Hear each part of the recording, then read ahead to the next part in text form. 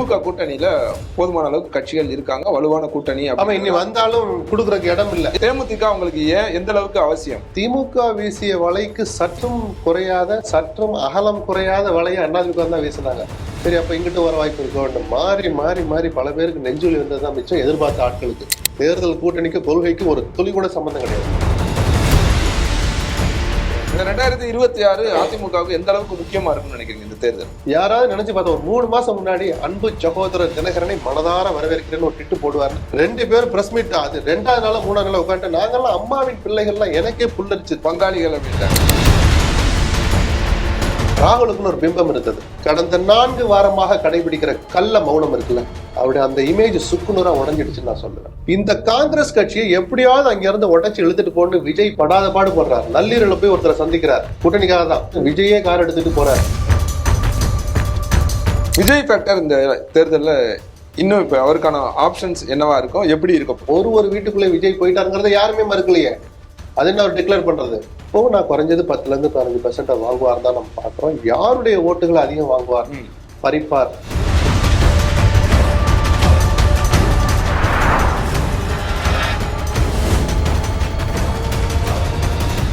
வணக்கம் and welcome to Thiru talks. இன்றைய நிகழ்ச்சியில் நம்மோடு மூத்த பத்திரிகையாளர் திரு SP லக்ஷ்மணன் இருக்கிறார். வணக்கம் சார். வணக்கம். திமுக கூட்டணியில தேமுதிக இணைஞ்சிருக்காங்க, அது எல்லாருக்கும் தெரியும். இது யாருக்கு பலம், யாருக்கு பலவீனம்?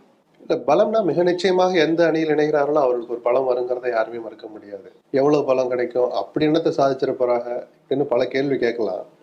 நிச்சயமா ஒரு பலம் தான். அது எந்த அளவுக்குங்கிறது தேர்தல் முடிவுகள். யாருக்கான பலமா இருக்கும்? அந்த அணிக்கு, அந்த அணியில் இருக்கிற அத்தனை கட்சிகளுக்கும். இப்போ ஒரு பேச்சுக்கு சொல்றேனே, விருதுநகர்ல காங்கிரஸ் போட்டி போடுது அசம்பிளிலன்னு வச்சுப்போம்.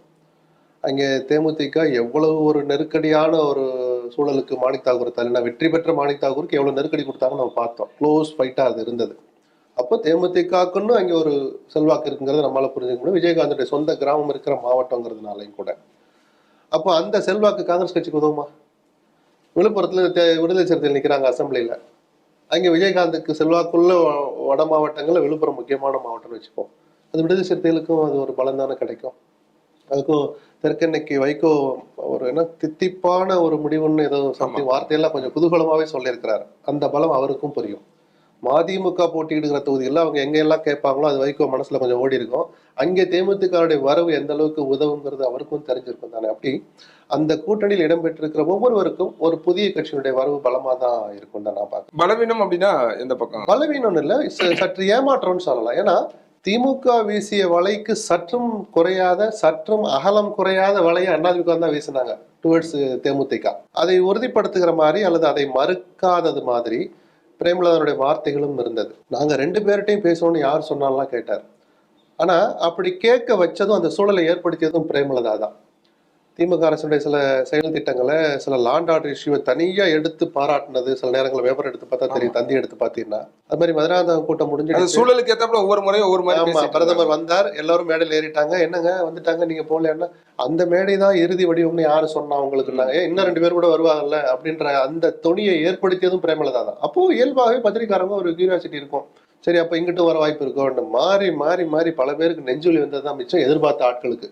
ஸோ அந்த வகையில் அதிமுக சற்று ஏமாற்றம்னு சொல்றது, பலவீனம்னு சொல்ல மாட்டேன். என்னன்னா ஒரு பின்னாடி இந்த ஏப்ரல் மாதம்னு நினைக்கிறேன், பிஜேபி அதிமுக கூட்டணி உருவான நாள்ல இருந்து நாங்க ஒரு அணி அமைப்போம்னாங்க. அந்த அணி அமைஞ்ச விதம் அந்த நாள் நல்ல நாளா இல்லை.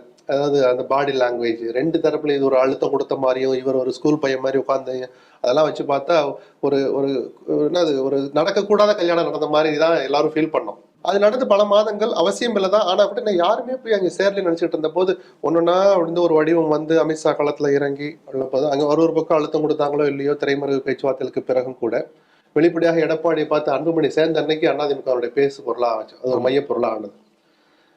ஒரு காலமும் எடப்பாடி ஏற்க மாட்டேன்னு சொன்ன தினகரன் போன போது நிஜமா ஆச்சரியத்தோடு அதிமுக பக்கம் பார்வைகள் திரும்பினதை யாரும் மறுக்க முடியாது. ஸோ அந்த அணி வலுவாகி கொண்டு வந்ததுங்கிறத யாருமே மறுக்கல. திமுகவை வீழ்த்துவதற்கு போதுமா அப்படின்னா போதாது. அதனாலதான் இவர்கள்லாம் வந்த பிறகும் பிரேமலதாக்கு வலை வீசிக்கிட்டு இருந்தாங்க தேமுதிகவுக்கு. அது நடக்காமல் போனதுல அதிமுகவுக்கு ஏமாற்றம்னு இப்போதைக்கு சொல்லலாமே தவிர பலவீனம்னு நான் சொல்ல மாட்டேன். இப்போது இருக்கிற அவங்களும் ஒரு முயற்சி செய்து அது நடக்காத போது, அதுவும் ஒரு வெற்றிக்கு உதவியா இருக்குன்ற ஒரு முயற்சியை செஞ்சது நடக்காத போது பின்னடைவுன்ற வார்த்தையை பயன்படுத்தினா- கோவையில ஈஷா யோகா மையத்துல சிவராத்திரி மகா சிவராத்திரியில எஸ்பி வேலுமணி, பிரேமலதா, மத்திய அமைச்சர் ராஜ்நாத் சிங் இவங்க எல்லாமே இருக்காங்க. அங்க ஆலோசனைகள் நடக்குது, பேசுறாங்க. அப்ப வரைக்கும் சரி, நேற்று மாலை வரைக்குமே கூட இந்த பேச்சு இருந்தது, அதிமுக தான் போக போறாங்க அப்படின்றது. ஏன்னா ஒரு வாரம் முன்னாடி நம்பர்லாம் கூட வந்துச்சு, சில முக்கியமான தரப்புல இருந்தெல்லாம் அந்த நம்பருக்கு ஒத்துக்கிட்டாங்க. சீட்ல சொல்றேன் நான். ஒரு ராஜ்யசபாங்கிறத 2 பேருமே டிஃபால்ட்டா கொடுக்க தயாராயிட்டாங்க. ஏன்னா அது அது ஏமாற்றம், அதனாலதான் வந்தது, அந்த கூட்டணி முறிந்தது அதனாலதாங்கிறது அதிமுகவுக்கும் தெரியும், திமுகவுக்கும் தெரியும். ஸோ இப்போ ஒப்பந்தம் போட்டதுல கூட ஒரு பிளஸ் ஒரு ராஜ்யசபான்றது தான் போட்டிருப்பாங்க அவங்க. அதை தாண்டி அந்த சீட்டுகள் கூட ஒரு மாதிரி நம்பர்ஸ்லாம் வெளியில வர அளவுக்கு அதிமுக பக்கம் பேசிட்டு தான் தகவல் வந்தது.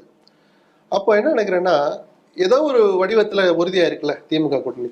இத்தனை இடங்கள், எம்எல்ஏ இடங்கள், ஒரு ராஜ்யசபா, தேர்தல் செலவை நாங்க பாத்துக்கிறோம், டீசெண்டா அப்படி முடிச்சிடலாம். இது அத்தனையுமே அதிமுக செய்ய தயாரா இருந்தது. அவர்கள் எந்த நம்பருக்கு இன்னைக்கு திமுக ஒத்துட்டு இருக்கோ அதே நம்பரை கொடுக்க அதிமுக தயாரா இருந்தது. அந்த நம்பர் வரும்போது நம்ம புரிஞ்சுக்கலாம். ரைட். அப்ப ஏன் பிரேமலதா இங்க போனாங்க? இல்ல எந்த புள்ளியில அதான் சொன்னேன். அவர் இன்னைக்கு வெளிப்படையா சொன்னது அதுல உண்மையும் இருக்கு. பெரும்பாலான நிர்வாகிகள், மாவட்ட செயலாளர்கள் நம்ம திமுக பக்கம் போலான்னு சொன்னாங்க. ஏன்? அதனுடைய கொள்கைகள் தான் அற்புதமா இருக்குன்னா இல்ல, அங்க போனா ஜெயிக்க வாய்ப்பு அதிகம், வெற்றி வாய்ப்பு அந்த ஒரு அரசியல் கட்சி தேர்தல் காலத்தில் பார்க்க வேண்டிய பார்வையோடு அந்த மாவட்ட செயலாளர் பார்த்திருக்காங்கன்னு ஒரு பார்வை பார்க்கலாம். அவங்க எல்லாம் ஒரு பக்கம் இருக்கட்டும், என்னடா தம்பி சொல்றேன்னு தம்பி கூட உட்காந்து நேற்று நைட் எல்லாம் முந்தான நைட் எல்லாம் உட்காந்து டிஸ்கஸ் பண்ணிருப்பாங்க. இப்ப இருக்கிற சூழல் 4 முனை போட்டி உறுதியாயிடுச்சு. விஜய் அந்த பக்கம் போவாருன்னு பார்த்தாங்க, போகல. ஸோ 4 முனை போட்டி. இன்னைக்கு சூழல் யாருக்கு இல்லக்கா, திமுக தான் அப்படின்னு அந்த 2 பேரும் கூட தனிப்பட்ட முறையில். ஏன்னா கட்சி பெரிய ஒரு இயக்கம்னு வச்சா 1000 பேர் இருக்கா, 10,000 லட்சம் பேர்ட்டே கருத்து கேட்க முடியாது. ஒரு தலைவர் எடுக்கிற முடிவை ஏற்றுக்கிறது தான் தொண்டனுடைய கடமை. அது தேமுதிகாலையும் ஒன்றும் விதிவிலக்கு இல்லை. இவங்க 2 பேரும் கூட சேர்ந்து அந்த பார்வைக்கு பார்த்துருக்கலாம். திமுகவுக்கு தான் வெற்றி வாய்ப்பு இருக்கு, 10 கொடுத்தாலும் நம்ம 8 ஜெயிக்கலாம். பட் எடப்பாடி 20 கொடுத்தாலும் நம்ம 4-5 ஜெயிக்க முடியுமாப்பா அப்படின்னு கூட ஒரு டிஸ்கஷன் நடந்திருக்கலாம். அது அவநம்பிக்கைன்னு சொல்ல மாட்டேன், திமுக அணியின் மீது கூடுதல் நம்பிக்கைன்னு அப்படி கடந்து போயிடலாம். அந்த பார்வை பார்த்துதான் பிரேமலதா இந்த முடிவு எடுத்திருக்கிறாருன்னு நான் பார்க்கிறேன். கடந்த ஓரிரு மாதங்களாவே பாத்தீங்கன்னா தொடர்ச்சியா பேசுறாங்க. அவங்க மாநாடுமே கடந்த மாதம் ஜனவரியில் நடந்துச்சு. மாநாட்டிலேயே கூட்டணி அறிவிக்கிறதா சொன்னாங்க. அடுத்து ஒவ்வொரு தேதியா மாத்தி மாத்தி சொல்லிட்டே வந்தாங்க. இந்த முடிவு எடுக்கிறதுக்கு இவ்வளவு நாட்கள் தேவைதானான்னு கேட்கிறேன். அந்த இல்ல அப்படி இல்ல, ஒரு ஏற்கனவே கசப்பை அனுபவிச்சவர், அந்த கசப்பு இன்னும் நாக்கிலே இருக்கு. ஒரு முறை ஏமாற்றப்பட்டோம் அப்படிங்கிற அந்த ஒரு இது பிளஸ் அப்படி ஒண்ணு அவசரம் மீடியாக்களுக்கு தலைப்புக்காகவோ விவாதங்களுக்காகவோ கிடைக்காம இருக்கலாம். இது தாமதம்னு திருப்பதியை கேட்க வச்சதே பிரேமலதா தான். சும்மா இருக்கான், பாக்குற நேரமெல்லாம் பத்திரிகாரனை பார்த்து ஏதாவது ஒன்று சொல்லி தூண்டி விட்டு போயிடுறது, அவன் அடுத்து என்ன எப்ப நடக்கும்னு கேட்கறது. அது நம்ம மேல தப்பு இல்லை, உங்க மேலேயும் தப்பு இல்லை.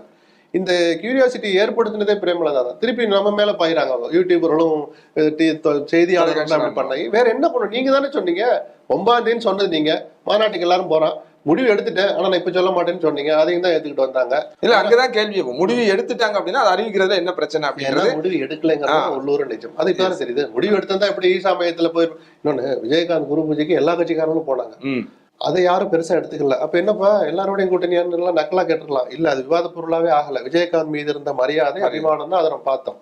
ஈஷா மையத்துக்கு போனபோது அது வேலுமணி மாதிரியான பேச்சுவார்த்தை நடத்த அதிகாரம் இல்லை. இங்க வேலு எப்படி ஒரு இதுல இருக்காரோ அந்த மாதிரி வேலுமணி தங்கமணி எல்லாம் கூட்டணிகளை கடந்த காலங்களில் உறுதி செஞ்சவங்க. அதுல ஒருத்தருங்கிற போது கொஞ்சம் பார்வை அப்படிதான் திரும்பிச்சு. அது அந்த சினாரியோலாம் வச்சு பார்த்தா சொன்னது பின்னடைவுங்கிறத அதிமுகவுக்கு சற்று ஏமாற்றமா இருக்கும்னு நான் சொன்னேன். இதுவரைக்கும் திமுக கூட்டணியில இருக்க கூட்டணி கட்சிகள் எல்லாமே ஒரு விதமான இன்டாக்ட் கூட்டணின்னு நம்ம சொல்லிட்டு இருக்கோம். கொள்கை சார்ந்து எல்லாருமே பாரதவாத அரசியலுக்கு எதிரான பாஜக எதிர்ப்பு அப்படின்ற ஒரு புள்ளியில எல்லாருமே இருக்காங்க. இதுவரைக்கும் நீங்க பிரேமலதா, விஜயகாந்த்ல இருந்து பிரேமலதா வரைக்குமே நம்ம எடுத்துக்கிட்டா கூட தீவிர பாஜக எதிர்ப்பு அப்படின்ற இதை நம்ம பார்க்கவே இல்லை. இவங்க இந்த கூட்டணியோட எப்படி ஜெல்லாவாங்க? இது இந்த எலெக்ஷனுக்கானது மட்டும் அப்படின்னு சார், நீங்க கொள்கை எல்லாம் தேர்தல் நேரத்துல பேசவே பேசாதீங்க. அதான் கேக்குறேன், இந்த எலெக்ஷனுக்கானது மட்டும் ஒண்ணு இங்கே இருப்பாங்க அங்கே இருப்பாங்க. அதெல்லாம் அது தேமுதிக மட்டும் நான் சிங்கிள் அவுட் பண்ண மாட்டேன்.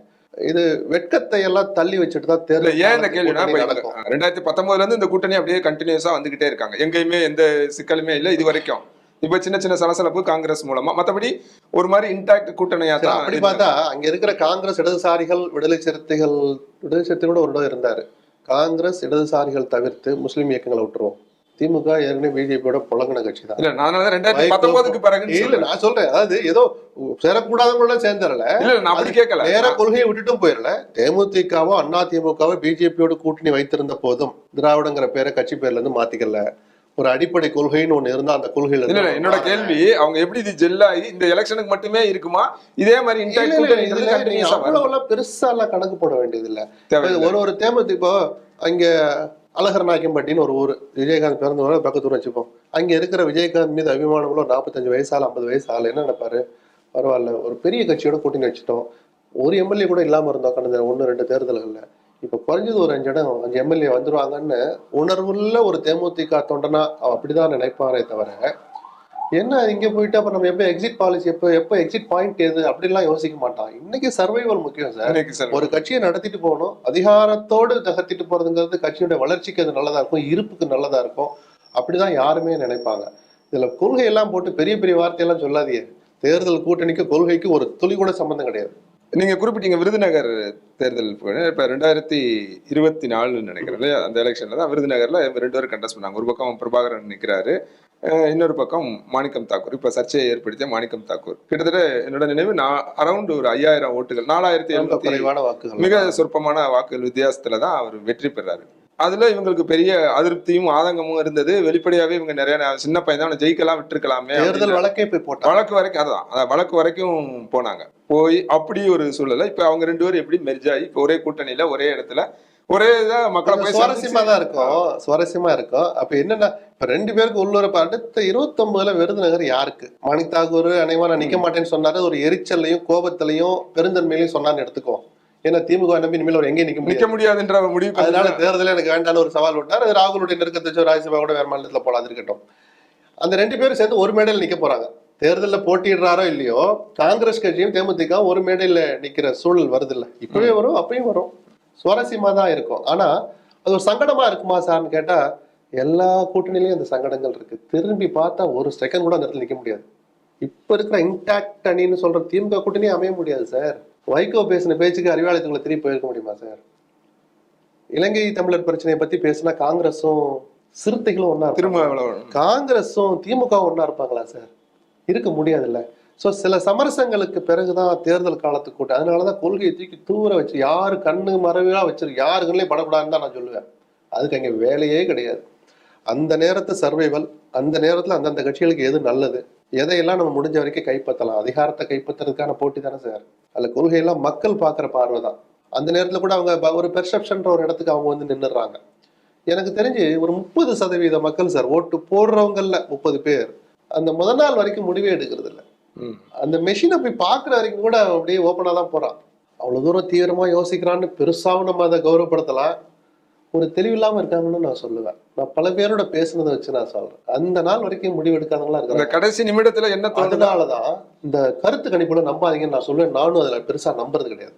யாரும் உண்மையை சொல்றது இல்லை, சொல்லணும்னு அவசியம் இல்லை சார். நீங்க ஒரு உள்நோக்கத்தோட வந்து ஒரு பட்டியல கொண்டாந்து காப்பிய, அது என்ன நடந்துச்சுன்னு வெளியே சொல்ல மாட்டீங்க, உங்களை யார் அனுப்பிச்சான்னு உண்மையை சொல்ல மாட்டீங்க, நான் மட்டும் உண்மையை சொல்லணுமா? என் ஓட்டு ரெட்டலைக்கு தான், என் ஓட்டு உதவி சொன்னது, நான் ஏன் சொல்லணும்? இந்த மனநிலை மக்களுக்கு வந்துடுச்சு. அப்ப வீட்டுக்கு ஒரு விஜய்ன்றது அவருடைய நம்பிக்கை, அது அவருடைய எதிர்பார்ப்பு. தன் முன்னால் உட்கார்ந்து இருக்கிற ஆயிரக்கணக்கான நிர்வாகிகளுக்கு உற்சாகம் ஊட்டுகிற ஒரு வார்த்தை அது. நிஜமால் வீட்டுக்கு ஒரு விஜய் இல்லை. என்ன பொறுத்தல எங்க வீட்டுல 3 பேர்னா எங்க வீட்டுல 3 விஜய் இருக்கிறாங்க. ஒரு நடிகராக நான் விஜய் ரசிப்பேன். ஒரு வீட்டுக்குள்ளே விஜய் போயிட்டாருங்கிறத யாருமே மறுக்கலையே. அது என்ன அவர் டிக்ளேர் பண்றது? ஒரு நடிகராக ஒவ்வொரு வீட்டுக்குள்ளேயும் போயிட்டார். ஒரு தலைவராக நீங்க போயிட்டீங்களா? இல்ல, அவங்க எல்லாமே போலிங் அன்னைக்கு எல்லாருமே அங்க வருவாங்க. எல்லா விஜய் வெளியே வந்து ஓட்டு போடுவாங்க. அதனால சொன்ன அவருடைய நம்பிக்கை, அவருடைய ஆசைன்னு நம்ம சொன்னோம். ஒரு வாழ்த்து சொல்லலாம், ஒரு பக்கை கொடுத்து அனுப்புவோம், அவ்வளவுதான் நம்ம செய்ய முடியும். நடக்குமா? அந்த வீட்டுல ஸ்டாலின் வீடு அடங்கியிருக்குல்ல, திருமாவளவன் வீடு அடங்கியிருக்குல்ல, அதுல யாராவது விஜய்க்கு போடுவாங்கன்னு இருக்கா? தெரியாது நமக்கு. இது மாதிரி எத்தனை ஆயிரம் குடும்பங்கள் எந்தெந்த கட்சியில இருக்கிறவங்க தீவிரமா இயங்குறவங்க எல்லாம் இருக்கிறாங்கல்ல. அவருடைய ஆசையை சார், ஒரு 1.25 லட்சம் ரேஷன் கார்டு இருக்கா, ரைட்டு, ஒரு வீட்டுக்கு ஒரு ஓட்டுன்னா கூட 1.25 கோடி நம்ம வந்துடுதே அப்படின்னு இதை ஒரு ஸ்ட்ராட்டஜி சொல்லி கொடுத்துருப்பாரு. அதை அப்படி வார்த்தையில் அடிச்சு விட்டுருக்கிறாரு. அவருடைய நம்பிக்கைக்கு வாழ்த்துக்கள். அது அவ்வளவு சுலபம் அல்ல. திமுக அலையன்ஸ்ல ஏற்கனவே கடந்த முறை இந்த திமுக மட்டுமே 173 இடங்கள்ல நின்னாங்க. அலையன்ஸுக்கு ஒரு 15 சீட்டு, 188 இடம் உதயசூரியன் சின்னத்துல போட்டியிட்டாங்க. இந்த முறை கடந்த விட கமல்ஹாசன் கூடுதலா இருக்காரு, இப்ப தேமுதிக உள்ள கூடுதலா வந்திருக்காங்க. ஏற்கனவே கூட்டணியில இருக்க மற்ற கட்சிகள், குறிப்பா இப்ப காங்கிரஸ் அதிகமான இடங்கள் கேட்டுக்கிட்டு இருக்காங்க. மற்ற தோழமை கட்சிகளா இருக்கிற விசிகாவா இருக்கட்டும், சிபிஎம், சிபிஐ எல்லாருமே இரட்டை ஐயுஎம்எல் வரைக்கும் நாங்க வந்து கூடுதலான இடங்களை கேட்போம் அப்படின்னாங்க. இந்த நெருக்கடியை எப்படி சமாளிப்பாங்க? தாண்டி சவால்னு கூட சொல்லலாம். கடந்த 3 பொது தேர்தல்ல ரொம்ப லாபகமாக அதை கடந்து வந்தார் ஸ்டாலின். ஆமா, இது வரைக்கும். இந்த முறை அது அவ்வளவு சுலபம் அல்ல. காங்கிரஸ் தான் இவ்வளவு ஒரு ஹார்ஷா அதை கேட்டாங்க. மாணிக் தாக்கூர் கேட்ட எந்த வார்த்தையும் தப்பான வார்த்தை கிடையாது. ஆனா கேட்கிற அதிகாரம் படைத்தவர் அவர் அல்ல. பொது வழியில் கேட்க வேண்டிய விஷயமும் அது அல்ல. இது வரைக்கும் கூட்டணியில சேராத ஒருத்தர் பொதுவெளியில் நின்று சொல்லலாம். அப்படி எங்களுக்கு என்ன நிபந்தனைனா 5 அமைச்சர் பதவி 50 இடம் அப்படின்னு கேட்கலாம். யாரு? எந்த அணியிலும் சேராத ஒரு தலைவர் தான் அப்படி பொதுவெளியில் நின்று பேச முடியும். இன்டாக்டா உறுதிப்பட அந்த கூட்டணி தொடர்கிறதுன்னு சொல்லிக்கிட்டு அதுல இருக்கிற ஒரு கட்சியினுடைய ஒரு உறுப்பினரோ ஒரு எம்பியோ ஒரு எம்எல்ஏ ஊரறிஞ்ச ஒரு பிரபலம் போய் பொதுவெளியில் நின்று இப்படி எல்லாம் கேட்கக்கூடாது. ஒரு தடவை ஒரு பொது மேடையில் அவங்க கட்சி கூட்டத்துக்குள்ள இண்டோர் மீட்டிங்லயோ பொதுக்கூட்டத்துல கூட பேச, நம்ம இந்த முறை ஆட்சி அதிகாரத்துல இடம் பெறுகிறோம், தைரியமா போங்க, போனோட 25 இடம் நின்னோம், அடுத்த 50 நிக்க போறோம் சொல்லுங்கன்னா உற்சாகப்படுத்துறது வேற. கொடுக்கலைன்னா நாங்க யாரு தெரியுமா, கடந்த காலத்தை தெரியும் பாத்தீங்களா, நீங்க செஞ்ச அதெல்லாம் நாங்க பழிய சம்பந்தம்லாம் 2G நோண்டது யாரு, தப்பு நடக்கலைன்னு சட்டப்படி வந்திருக்கலாம். ஏதோ நடந்ததுன்னே வச்சுக்கோங்க, நடந்ததை பொது வழியில் தோண்டி எடுத்து போட்டது யார்? காங்கிரஸ் தான். சரிதானா? சோ அதெல்லாம் தான் சொன்னேன், திரும்பி பார்த்தா எந்த அணியுமே நீடிக்காது. ஆனா பேசுகிற விதம் அது வரல, பேசுகிற இடமும் அது வரல. ஒரு தடவை பேசலாம், 2 தடவை பேசலாம். அந்த 2 பேருமே ராகுலுக்கு நெருக்கமானவர்கள்ங்கிற போதுதான் சந்தேகம் ராகுல் மேல வந்தது. எனக்கு தெரிஞ்சு நான் ரொம்ப வெளிப்படையா ஒரு கருத்தை சொல்ல விரும்புறேன். ராகுலுக்குன்னு ஒரு பிம்பம் இருந்தது. அவங்க ஆட்சி அதிகாரத்தை அவங்க கையில கொடுக்குறோமோ இல்லையோ, காங்கிரஸ் எப்படி டாப்ல வைக்கிறோமாங்கள, சோனியா அந்த இந்திரா குடும்பத்து மேல காந்தி குடும்பத்து மேலன்னு ஒரு மரியாதை இருக்கு. குறிப்பா தமிழ்நாட்டு மக்கள் கொஞ்சம் சென்டிமெண்டல் அனிமல் சொல்ற உணர்வு சார்ந்து இயங்குறவங்க கிட்ட ராகுல் நடந்துகிட்ட விதம் இருக்கு. கோயம்புத்தூர்ல அந்த டிவைடரை தாண்டி ஏறி இப்படி கொடுத்தாருல, என்னையா நொட்டாங்கையில கொடுக்குறான்னு கிராமத்தான் கூட எப்படி பத்தியா அண்ணி அதை தப்பா நினைக்கல. அந்த அன்பை பார்த்தான், ஒரு வெள்ளந்தியா பார்த்தான். அந்த வெள்ளந்தி ராகுல் கடந்த 4 வாரமாக கடைபிடிக்கிற கள்ள மௌனம் இருக்குல்ல, அவருடைய அந்த இமேஜ் சுக்குநூறா உடஞ்சிடுச்சுன்னு நான் சொல்லுவேன். ஏன்னா உங்களுடைய இடதும் வலதுன்னு வர்ணிக்கப்படுகிற ஓரளவு உண்மையும் இருக்கிற 2 பேர் இவ்வளவு அழிச்சாட்டியம் பண்றாங்க. அழிச்சாட்டிங்கிற வார்த்தை பெரிய வார்த்தை அல்ல. நான் திரும்ப சொல்றேன், ஒரு உண்மையான காங்கிரஸ் தொண்டனா மாணித்தாவுடைய கருத்துக்கள் ஏற்கத்தகுந்தது. பேசுகிற இடம் அது அல்ல. கார்கேக்கு லெட்டர் எழுதுங்க, ராகுல் உங்களுக்கு நெருக்கமானவர், நீங்க யாரோ இல்ல, மக்களவையில காங்கிரஸ் கிட்ட கொறடா, ஊரறிந்த முகம் டெல்லியில, நாடறிந்த முகம் இன்னும் சொல்ல போனா மோடிக்கே வர பார்த்தா தெரியும் யாருன்னு. ஏன்னா கொறடா இல்ல, பல கூட்டங்கள் அடிக்கடி போய் உட்காருவாங்கல்ல. நீங்க ஒரு கடிதம் எழுதுங்க, சோனியாவுக்கு ஒரு காப்பி டு சோனியா ராகுல் கார்கேக்கு எழுதுங்க. பேரா நம்பர் 1, ஆட்சி அதிகாரத்துல பங்கு கண்டிப்பா வேணும். பேரா நம்பர் 2, கடந்த முறை 110 இந்திரா காலத்துல கொடுத்தாரு. இதெல்லாமே டிஸ்கஸ் பண்ணிட்டு தானே அவர் பேசிருப்பாரு. அவங்க தலைமையோட ஆசீர்வாதம் இல்லாம இவ்வளவு நேரம் இந்த வார்த்தை வர்றதுனாலதான், இந்த சந்தேகம் வர்றதுனால, இந்த கேள்வி எழுந்ததுனாலதான் ராகுலுடைய பிம்பம் உடைஞ்சதுன்னு சொல்றேன். அப்ப அவருடைய நேர்மை எங்க போச்சு? இது அரசியலா, இது யோகியமா, இது நியாயமா, தர்மமா அப்படின்னு கேட்டா எதுவுமே இல்லைன்னு தான் நம்ம சொல்ல தோணுது. டெல்லிக்கு வர வைங்க, ஸ்டாலினை வர வைக்க வேண்டாம், கனிமொழி வந்தாங்கல்ல அவங்க கிட்ட சொல்லி அனுப்புங்க. அதே மாதிரி கிட்டத்தட்ட எனக்கு தெரிஞ்ச ராகுல் கனிமொழி சந்திப்பு நடந்த போதே பாதி பேச்சுவார்த்தை முடிஞ்சிடுச்சு சார். நம்பர் தான் என்ன பிக்ஸ் ஆகல, சில பாலிசியோடு தொடர்புடைய பல விஷயம் பேசி முடிச்சிட்டாங்க, அது நமக்கு தெரியும். அது மாதிரி 2-3 சந்திப்புல நடந்துங்களேன். நாங்க 72 நாளா காத்திருக்கிறோம். சரி, சோடங்கர் பேசலாம், அவர் தான் அதிகாரம் படைத்த நபர். கூட்டணி பேச்சுவார்த்தைக்கு ஆனாலும் அவர் தலைமையில தான் குழு இருக்கு. கட்சியுடைய மேலிட பார்வையாளர் அவர் தான். அவரை தவிர செல்வ பிறந்தகை கூட இப்படிப்பட்ட கோரிக்கைகளை பொதுவெளியில் எழுப்புறதுக்கு அதிகாரம்.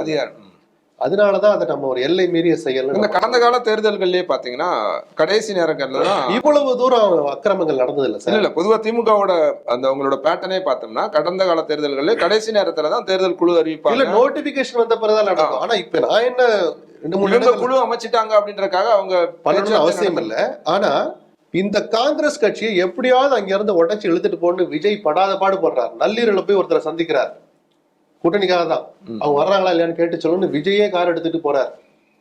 அந்த அளவுக்கு காங்கிரஸை பிரிக்கணும்னு ஒருத்தர் கங்கணம் கட்டிக்கிட்டு இருக்கிற போது, அந்த கட்சியை சேர்ந்த ஒருத்தர் ராகுலே போய் சந்திச்சுட்டாருன்னு தெரிஞ்ச பிறகும் திமுக கொஞ்சம் இவ்வளவு லேட் பண்ணிருக்கூடாது. குழு அமைக்கிறதுக்கு இல்ல, ஒரு அறிக்கை ஒண்ணு வந்துச்சு இல்லையா, இடைக்கால பட்ஜெட் தயாரிக்கிற வேலையில இருக்கிறோம், பட்ஜெட் கூட்டத்தில் முடிஞ்சோன்னா 22ஆம் தேதி கூட்டம். இந்த அறிக்கையை ஒரு 4 வாரம் முன்னாடி விட்டுருந்தாருன்னா சரி, இவர் ஒரு ராகுல்கிட்ட போன் பேசியிருந்தாருன்னா, த்ரெட் வருதுன்னா அது எப்படி எல்லாம் சமாளிக்கணுமோ சமாளிச்சிருக்கணும். என்ன காரணமோ 2 பேர் மேலேயுமே முதல்ல இவர் தூண்டினார், என்ன இப்படி எல்லாம் பேசிட்டு இருக்கான்னு எரிச்சல் முதலமைச்சருக்கு வந்திருக்கலாம், திமுக தலைவருக்கு வந்திருக்கலாம்.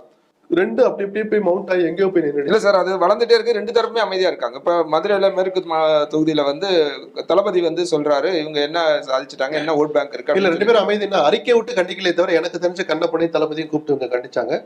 அது மாதிரி இப்படி நமக்கு காலில் கேள்விப்படுகிற அளவுக்காவது ராகுல் கூப்பிட்டு கண்டிச்சாரானா இல்ல.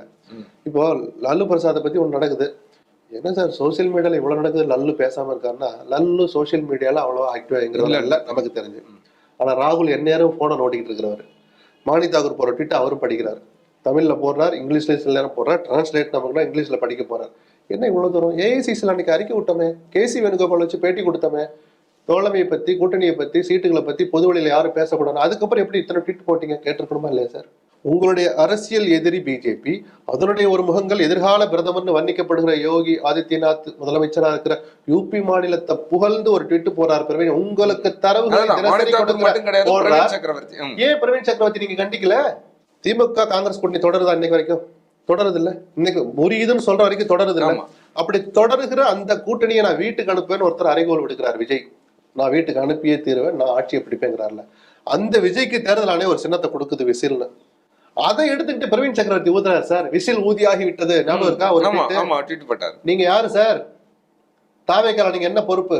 காங்கிரஸ் கட்சியில் ஒரு நாளாவது தொடர்வதற்கு பிரவீன் சக்கரவர்த்திக்கு தகுதி இருக்கா? அதே கிளி இவ்வளவு தூரம் நீங்க வேடிக்கை பார்க்கலாமா? ராகுல பார்த்துதானே ஒரு காங்கிரஸ் காரனு கேட்பான். ரோஷம் இல்ல, சொரணம் இல்ல, ஒரு திமுக காரனு கேட்பானா கேட்க மாட்டானா? இந்த மௌனத்தை தான் நான் கள்ள மௌனம்னு சொன்னேன் ராகுல் காந்தி. இல்ல, இந்த இடத்துல எனக்கு இன்னொரு கேள்வியுமே நிறைய நேரங்கள்ல பேசியிருக்கோம். இந்த மாதிரியான மனநிலையில தொண்டர்கள் எப்படி இப்ப இவங்க தொடர்றோம்னே வச்சுக்கிட்டாலும் இந்த கசப்பு இவ்வளவு நேரம் வாயிலேயே நான் பேசுறேன்னு, இதெல்லாம் எல்லா தேர்தல்கள்லயும் எல்லா கூட்டணிலையும் சலசலப்புகள் கசப்புகள் வரதா செய்யும். சரின்னு சார், தினகரனும் எடப்பாடி ஜெல் ஆவாங்கன்னு தான் நான் சொல்றேன். என்ன ஒரு 6 மாசம் முன்னாடி எடுத்தா இன்னும் கொஞ்சம் டாப்பா சொல்லியிருந்திருப்பேன் நான். ஒரு வருஷமா சொல்லி இல்ல சார், அதே கேள்விதான் அங்கேயும். இப்ப தினகரன் ஏடிஎம்கே எடப்பாடியுமே ஜெல்லார். ஏன்னா தொடர்ச்சி அவரோட விமர்சனங்கள் பூரா ரொம்ப கடுமையான விமர்சனங்களா இருந்தது. இவர் முதல்வர் வேட்பாளராக இருந்தா நாங்க இருக்க மாட்டோம், இவர் தலைமையில நாங்க சேர மாட்டோம். அந்த சங்கடங்களை பூரா அந்த ஒரு நபர் தினகரன் தாங்கிக்கிட்டு கட்சியுடைய நலக்குன்னு பாக்குற போது அவர் பின்னாடி இருக்கிற தொண்டர்கள் 100 பேர்ல குறைஞ்சது 80 பேர் ஏத்துக்கிட்டு தான் சார் போவான். லோக்கல் அரசியல் நமக்கு இறைஞ்சல் வரும்னு நினைக்கிற ஒரு சில தனிநபர் தான் எனக்கு தெரிஞ்சு நினைக்கிற 2 பேர் வெளியே போயிருக்காங்க. ஊரறிஞ்ச முகங்களா. இந்த முடிவுக்கு பிறகு நான் சொல்றேன் 2 பேர் தான் வெளியே போயிருக்காங்க.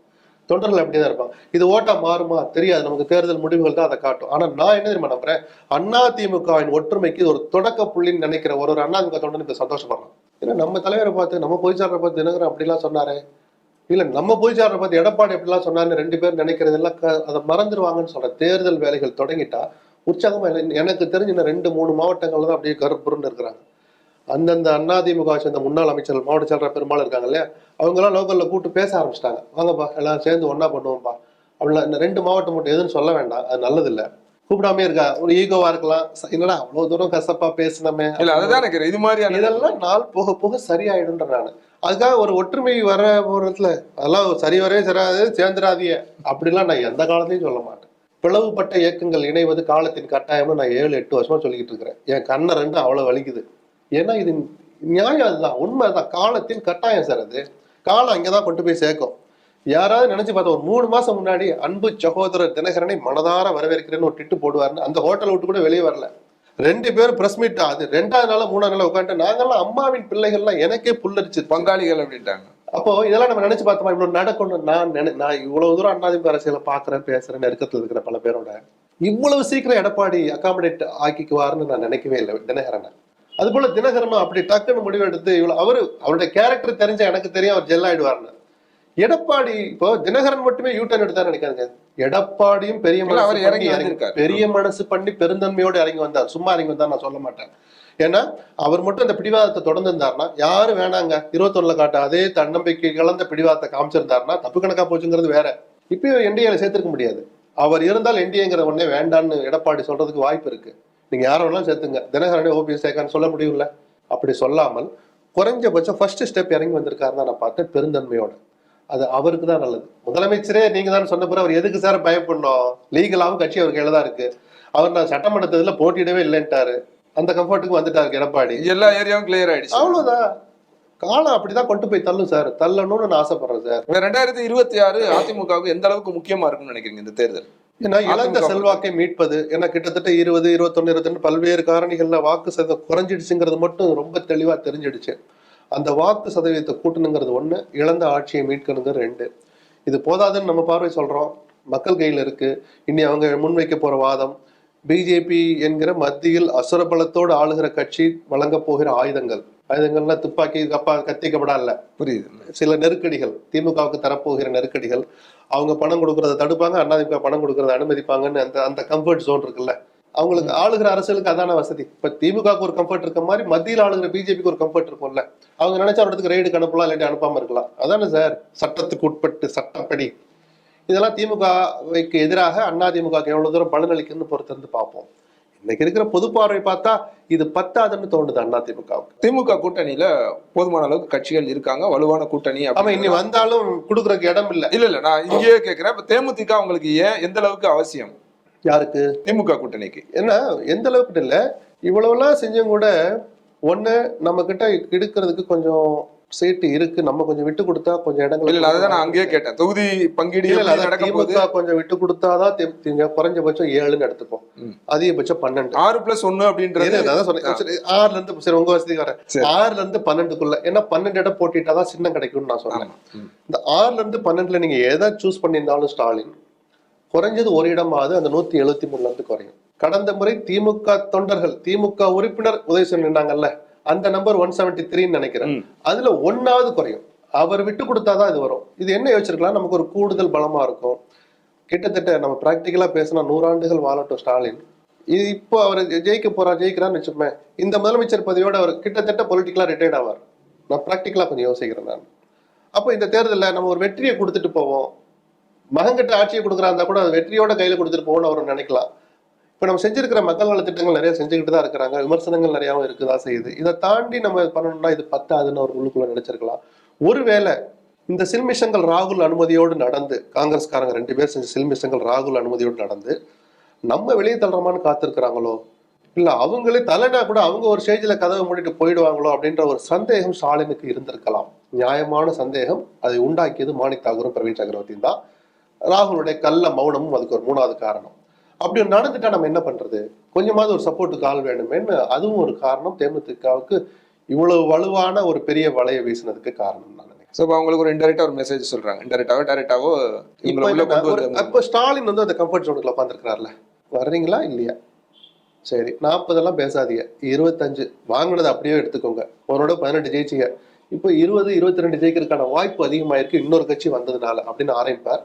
எனக்கு தெரிஞ்ச ஒரு 2-3 இடங்கள் கூடுதலா கொடுத்து முடிச்சிருவாங்கன்னு தான் தோணும். இல்ல அந்த நான் ஏற்கனவே கேட்ட கேள்விதான், அந்த தொகுதி பங்கீடை எப்படி சமாளிக்க போறாங்கன்ற. நீங்க நான் நெருக்கடின்னு சொன்னேன், நீங்க பெரிய சவால் என்ன தெரியுமா, சவாலாவே இருந்து இந்த இடத்துக்கு வரேன். கண்டிப்பா எனக்கு தெரிஞ்சு 6ல தேமுதிகவை அவர் லாக் பண்ணியிருந்தாருன்னா மிகப்பெரிய சாமர்த்தியம் நான் சொல்லுவேன். பிரேமலதா பேசின பேச்சுக்கு அவங்க கட்சி பார்வையை பார்த்தா அவங்க எதிர்பார்த்த நியாயமான எதிர்பார்ப்புக்கு அது ரொம்ப குறைவு. சரியா? 6ல ஸ்டாலின் ஒத்துக்க வச்சிருந்தாருன்னா மிகப்பெரிய சாமர்த்தியம். 7 8ன்னு போதுன்னு வச்சுக்கோங்க, 8ன்னு வச்சுப்போம் உதாரணத்துக்கு, அந்த 8 அப்படியே விடுதலை சிறுத்தைகள் கொடுக்க வேண்டிய கட்டாயம் இருக்கு. 3 விதமா சொல்லப்படுது, 6+1 சொல்றாங்க, 8+1. ஒரு உதாரணம் சொல்றேன், 8ன்னு தேமுதிக லாக் பண்ணிட்டாருன்னா குறைஞ்சபட்சம் 8 திருமாவளவனுக்கு கொடுத்தே ஆகணும், இல்லாட்டி அவர் ஒத்துக்க மாட்டார். நியாயமான உணர்வு தான் அது. ஏன்னா நீண்ட காலமா நான் பயணிக்கிறேன், அவங்களுக்கு என்ன வாக்கு பெர்சன்டேஜ், அது மட்டும் இல்ல, நீங்க என்ன செல்வாக்கு இருக்குன்னு நினைக்கிறீங்களோ அதுக்கு சற்றும் குறையாமல் நாங்க வச்சிருக்கிறோம் அப்படின்னு அவர் சொல்லுவாரு. அப்ப 8 அவருக்கும் கொடுக்கணுமா? அப்போ ஏதோ தேமுதிகவுக்கு 2 நம்ம கொடுக்கலாம், இல்ல 8 தானே மொத்தம், நம்ம கொஞ்சம் குறைச்சிக்கலாம்னா ஒரு ஆளுக்கு மட்டும் குறைக்கல, விடுதலை சிறுத்தைகளுக்கு கூடுதலா 2 வேணும். அப்ப நான் யாரு தம்பி அப்படி மாதிரி வைக்கோ. ஆனா அதே உரிமையில அண்ணன் 6 வாங்கினீங்க போனோட 1 எனக்காக கொடுங்கன்னா கொடுக்குற இடத்துலயும் வைக்க இருப்பார். அவரை நீங்க புரிஞ்சிக்கவே முடியாது, ரொம்ப பாசத்தையும் காட்டுவார், கோபத்தையும் காட்டுவார். அவரு சங்கர் கோயில் கொடுக்கலாம் கூட்டணியை உடச்சுக்கிட்டு போனால்தான் அவரு ஒரு தொகுதினால. அப்ப இடதுசாரிகள் கிட்டத்தட்ட திருமாவளவன் அந்த இடத்துலதான் இருக்காரு. அதாவது கூட்டணி அந்த வகையில டிஸ்டர்ப் ஆகக்கூடாது அப்படின்றதுனால கொஞ்சம் அட்ஜஸ்ட் பண்ணிட்டு போவார். அதுக்காக தேமுதிக கொடுக்கிற போது நான் 6 வாங்கிட்டு போகணும்னா ஒத்துக்க மாட்டேன். தொண்டர்கள் கொஞ்சம் எரிச்சலுக்கு ஆளாயிடுவாங்க. ஸோ அந்த ரிஸ்க் எல்லாம் தெரிஞ்சு அந்த நம்பரை ஃபிக்ஸ் பண்ணியிருப்பாரு தான் நான் பாக்குறேன். இதைத்தான் நான் சவால்னு சொன்னேன். அப்படிலாம் சமாளிச்சு வந்துட்டானா நிஜமாகவே ஸ்டாலின் நம்ம கூடுதலாவே பாராட்டலாம். இந்த நெருக்கடியை இவ்வளவு தூரம் சமாளிச்சுட்டாரு அப்படின்னு. எப்படி சமாளிக்கிறான்னு பார்ப்போம். பிளஸ் காங்கிரஸுடைய பிரச்சனை இன்னும் முடியல, கொஞ்சம் முடிவுக்கு சில விஷயங்களை புரிஞ்சுக்கிட்டு தான் நான் கேள்விப்பட்டேன். கூட்டணி அமைச்சரவையை பொறுத்த வரைக்கும் தேர்தலுக்கு முன்பாகவே அமைச்சரவையில் இடம் கேட்கலாம், அதை ஏற்றுக்கொண்டதாக அறிவிப்பதோ கூட்டணிக்கு பலவீனமாக அமையுங்கிற அந்த கருத்தை ராகுல் ஏற்றுக்கொண்டதா கேள்விப்பட்டேன் நான், கனிமொழி ராகுல் சந்திப்புக்கு பிறகு. ஆனா முற்று பெற்றுச்சு அப்படின்னு புரிஞ்சுக்கலாமா? ஏன்னா திருமாவளவன் 1.5 வருஷம் 2 வருஷம் முன்னாடி விடுதலை சிறுத்தைகள் தான் அந்த குரல் கிளம்பிச்சு. அது கொஞ்சம் உதயநிதி ஆகும்போது திருமாவளவன் ஆகக்கூடாதா துணை முதல்வரான அவர் போட்ட போட்டு தான் இந்த குழப்பத்துக்கெல்லாம் தொடக்க. ஆட்சியில் பங்கு அதிகாரத்தில் பங்கு எதிர்பார்த்த விடுதலை சிறுத்தைகளுடைய தலைவர் திருமாவளவன் அமைச்சர்கள் ஆட்சியில பங்குங்கிற பத்தி எல்லாம் ரொம்ப நான் கவலைப்படணுங்கிற மாதிரி டோனை கொண்டு வந்துட்டார். முத்தரசன் வெளிப்படையாவே பேட்டி கொடுக்குறார்.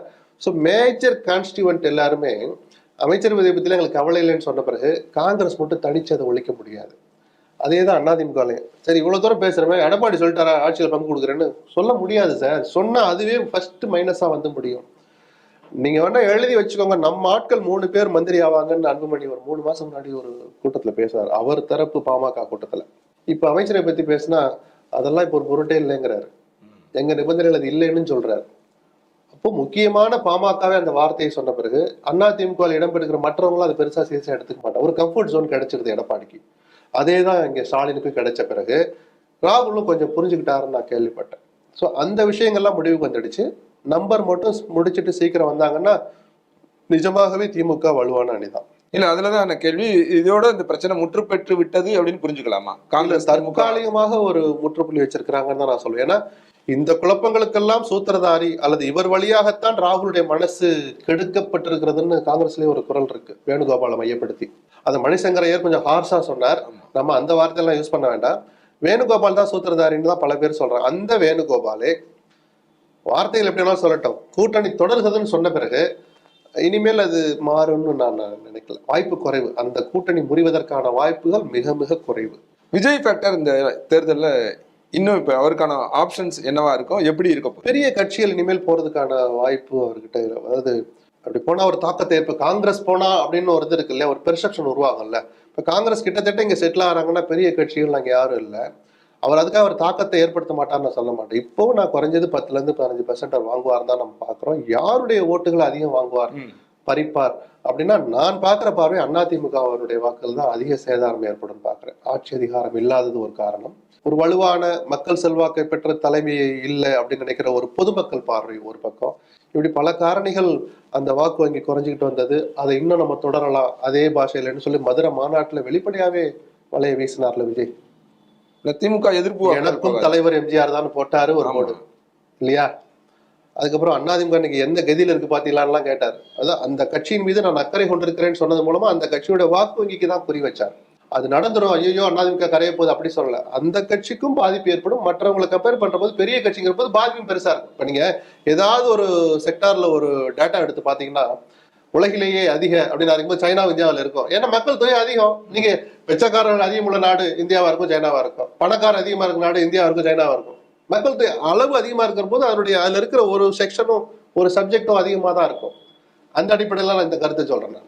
திமுக எதிர்ப்பு வாக்குகள் அங்க போகாதா? திமுக எதிர்ப்பாளர்கள் பிரியுதுங்கிற, சீமானுக்கு போகாத, சீமானுக்கு போற வாக்கு ஸ்டாலினை முதலமைச்சர் ஆக்குறதுக்கு வாக்கா போகும், அவருக்கும் போகும். இப்படி பிரிஞ்சிருக்கிறனாலதான் நான் ஒரு ஸ்டெப் திமுக முன்னாடி இருக்குன்னு சொல்றேன். சும்மா என் ஆசை இல்ல அது, எனக்கு அது எப்படி சொல்லணும்னு நான் ஒன்னும் பிரபகண்டா பண்ணல. எதனால நான் அந்த இடத்துக்கு நான் ஏன் நிக்கிறேன், எதிர்ப்பு வாக்குகள் பிரியுது, 3 பேருக்கும் போகும். அதனாலதான் அவங்களுக்கு ஒரு ஸ்டெப் ஒரு அட்வான்டேஜ் இருக்குன்னு நம்ம சொல்றோம். இப்ப காங்கிரஸ் திமுக கூட்டணி ஒரு நீங்க சொல்ற மாதிரி இன்டாக்டாவே இருக்கு அப்படின்னா, இந்த பக்கம் என்டிஏ அலையன்ஸ் இருக்கு. இப்ப இவங்க 2 பேர்த்துல யார் களத்துல முந்தி இருப்பாங்க அப்படின்னு புரிஞ்சுக்க? முந்தி இருக்கிறது பிந்தி இருக்கல, 2 பேரும் வலுவான அணிகள் தான், நான் மறுக்கல. திமுக இன்னும் ஒரு சில சின்ன சின்ன கட்சிகள் மட்டும் சேரதான் போறாங்க. ராமதாஸ் பெரியவரோட தலைமையில இருக்க கட்சி நேற்று எடப்பாடி போய் அருள் பாத்துருக்க பார்த்தா எப்பா எனக்கு அப்பா பிள்ளை சண்டை எல்லாம் முடியலன்னு சொல்லிட்டதா தான். என்ன வேணாலும் நடக்கும் சார், நீங்க எதையும் நம்பிடாதீங்க, எதை நம்பியும் பேசிடாதீங்க, எல்லாத்துக்கும் கொஞ்சம் வாய்ப்பு இருக்குன்னு தான் சொல்லணும் நம்ம. சோ அப்படிலாம் வந்தா கூட இப்ப தேமுதிக போன பிறகு அந்த பார்வை மாறும் இல்ல, இம்பாக்ட் ஏற்படுத்துறதுக்கான முடிவுகள் எதுவும் இல்ல. ஒருவேளை ஓபிஎஸ் அங்கிட்டு போயிட்டா அப்படின்னு பதற அளவுக்கு ஒரு செல்வாக்கு இல்லை. ஆனால் ஓபிஎஸ்க்கு ஒரு செல்வாக்கு இருக்குன்னு நான் நம்புவேன்.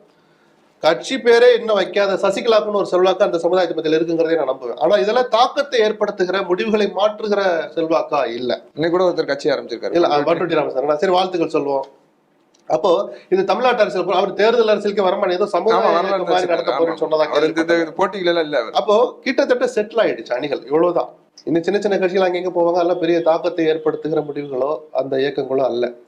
அதன்படி பார்த்தா இப்போ வலுவா இருக்கிற பணபலம், அதிகார பலம், கூட்டணி பலத்தோடு இருக்கிற திமுகவை வீழ்த்துவதற்கு இது போதும், எதிர்க்கிறதுக்கு போதும். எடப்பாடியிடம் இருக்கிற அணி திமுகவை எதிர்க்க போதுமான வேற என்ன ஆப்ஷன்ஸ் இருக்கு? இப்ப அவங்களை வீழ்த்துறது ஆப்ஷன் குறைவு சார். அப்போ பிஜேபி இன்னும் பண்ண போற சில சில்மிஷங்கள், சாகசங்கள், தேர்தல் வாக்குறுதியிலாகவும் அவர் ட்ரை பண்ணி பார்த்தாரு. மோடி வந்து பீகார்ல பண்ண மாதிரி ஏதாவது ஜிம்மிக் பண்ண போறாரா? ஆனா எனக்கு அதையுமே உங்க தமிழ்நாட்டு மக்கள் மேல அவ்வளவெல்லாம் கரிசனம் பிஜேபிக்கு வராது சார். அப்படிலாம் நான் சொல்லி மக்களுக்கு ஆசையை தூண்ட விரும்பல. எந்த காலத்துலயும் தமிழ்நாட்டை ஒரு சுயநலத்துக்காக கூட அக்கறை காட்டினதா நான் பார்க்கல. ஒரு வருத்தத்தோட நான் அதை சொல்றேன். அப்படி பெருசா சொல்லிட மாட்டார். ஒருவேளை ஒரு சின்ன சான்ஸ் அப்படிதாவது ஆயுதங்களை கையில வச்சிருக்கிறாரா மோடி? ஏன்னா மார்ச் 10 3 தடவை தமிழ்நாட்டுக்கு வரதா சொல்றாங்க. அவர் வந்து ஏதாவது பெரிய ஒரு தாக்கத்தை ஏற்படுத்தாத வரை அவருடைய நிதி ஆதாரத்தை வைத்து, மத்திய அரசு என்கிற அடையாளத்தை வைத்து ஒன்றை செய்யாத வரைக்கும் இப்போது இருக்கிற என்டிஏவுக்கு திமுக வீழ்த்துவதற்கான பலம் போதாதுன்னு நினைக்கிறேன் நான். இல்ல அதுதான் அந்த போதாதுன்றது புரிஞ்சுக்க முடியுது. அவங்களுக்கு வேற என்ன ஆப்ஷன்ஸ் இருக்கு, எப்படி அதை ஆப்ஷன்னா மக்கள் மன்றத்துல போய் திமுகவுடைய தவறுகள்னு அவங்க பட்டியல் போட்டு அதை மக்களை ஏன்னா இப்ப தேர்தல் வாக்குறுதியா ஒரு எடப்பாடி வந்து சில வாக்குறுதிகளை சொன்னாரு. குலவிளக்கு திட்டம் அப்படின்னு ஒண்ணு சொன்னாரு. அதன் மூலமா 2000 ரூபாய் பெண்களுக்கு கொடுப்போம் அப்படின்னு சொன்னாரு. நிறைய திட்டங்களை அவங்க அனௌன்ஸ் பண்றாங்க. இல்ல இதை மக்கள் கிட்ட போய் ஞாபகப்படுத்துறது இல்ல இதை அவ உடனே திமுக சும்மா இருக்குமா? அதான் இவங்க அதை மாத்தி நான் ஏற்கனவே கொடுத்துட்டு இருக்கான்னு அவர் சொல்றாரு. இப்ப நான் தான் சொல்லிட்டேன் அவரு 2000 ரூபாய் கொடுக்குறேன்னு சொல்லிட்டு ஓஏபி நான் கூட்டுறேன்னு சொல்லுவார். சத்தமில்லாம 5000 ரூபாய் கொடுத்துட்டாங்க. அது மட்டும் இல்ல, இன்னும் சஸ்பென்ஸா பல திட்டங்கள் கூட வச்சிருக்கலாம். பட்ஜெட் தான் முடிஞ்சிருக்கு, இடைக்கால பட்ஜெட்.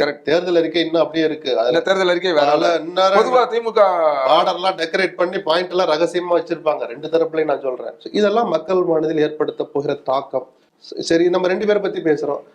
ஏதோ ஒரு அதிசயம் நடந்து விஜய் மெஜாரிட்டியே வாங்க மாட்டார்னு சொல்ல முடியுமா? நம்ம பார்வையை சொல்றோம், அவர் இன்னும் அந்த இடத்துக்கு வர்றதுக்கு வாய்ப்பு குறைவுன்னு ஆயிட்டாருன்னா நம்ம தமிழ்நாட்டை காலி பண்ணிட்டு போக போறோமா? ஒரு பொக்கையை அனுப்பி விட்டு ஒரு ஆழ்த்து சொல்லிட்டு நம்மளும் நம்ம வேலையை பார்க்க தானே போறோம். ஜனநாயக நாடு. ஏன் சீமான் வரக்கூடாதா? வரலாம். இப்ப நம்மளுடைய பொது பார்வை இது பத்தாது, மீதி எல்லாம் மக்கள் கைகள்ல நம்ம சேஃபா தான் சொல்ல வேண்டியிருக்கு. என்னை பாதுகாத்துக்கிறக்கா நான் சொல்லல. ஏன்னா அதை தாண்டி ஊடுருவி பார்க்குற அளவுக்கு எனக்கு அறிவும் இல்லை, எனக்கு 3வது கண்ணும் இல்லை. நன்றி சார். நன்றி.